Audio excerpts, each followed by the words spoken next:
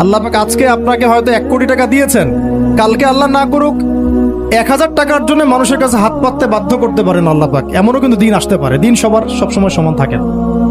আজকে আপনার কাছে 1 কোটি টাকা আছে, কিছু মনে হচ্ছে না, কালকে কে জানে আল্লাহ না করুক যে 1000 টাকা কারো কাছে চাইতে হচ্ছে, 1000 টাকার জন্য ঠেকে গেছেন, হতে পারে না?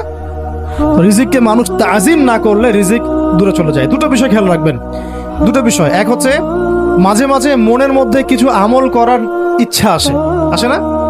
মনে হলো যে আচ্ছা একটু 10টা আয়াত পড়ি, মনে আসে না মাঝে মাঝে? এমন মনে হয় না? ওই সময় এই যে মনের মধ্যে যে এই ইরাদাটা জাগ্রত হওয়া, এটাকে আমরা বলি ওয়ারিদ। অন্য ভাষায় আপনি বলতে পারেন মেহমান। কি বলতে পারেন? এটা আল্লাহর পক্ষ থেকে আপনার কলবের মধ্যে মেহমান হিসেবে এসেছে। এখন আপনি যদি আমলটা করেন, সেই মেহমান বারবার আপনার কলবে আসবে। যদি আপনি ওই সময় আমলটা না করেন, মেহমান চলে যাবে, মেহমান অসম্মানিত হলে পরে আর আসবে না।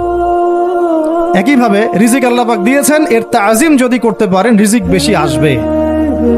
রিজিকের তাজিম সম্মান করতে না পারলে রিজিক আসবে না, বেশি কমে যাবে। উসমান রাদিয়াল্লাহু আনহু সবচেয়ে ধনী ছিলেন না? কেন জানেন? কেন? এটা কি জানেন কেন ধনী ছিলেন? একে তো তিনি প্রচুর দান সদকা করতেন, এটা তো আপনারা জানেনই। আরেকটা জিনিস অনেকে জানে না, তিনি উটের পিঠে বসেছিলেন, কিছু একটা খাচ্ছিলেন, এই 2-1টা দানা পড়ে গেছে নিচে।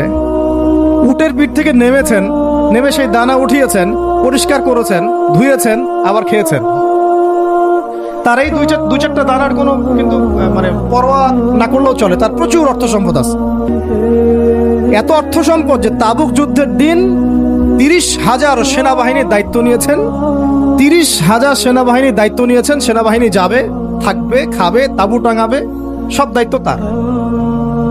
30,000 সেনাবাহিনীর দায়িত্ব নেওয়া কি চারটাখানি কথা? তো এই সাহাবী এই কয়েকটা খাবারের দানা উঠিয়ে খেলেন। নবী সাল্লাল্লাহু আলাইহি ওয়াসাল্লাম বলেছিলেন যে তোমাকে আল্লাহ পাক রিজিক বাড়িয়ে দিবেন না কেন?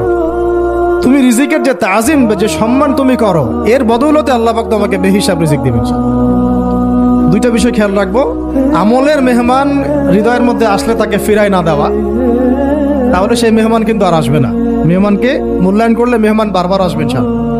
আর রিজিকের তাজিম না করলে রিজিক কিন্তু আপনার ঘরে বেশি বেশি আসবে না।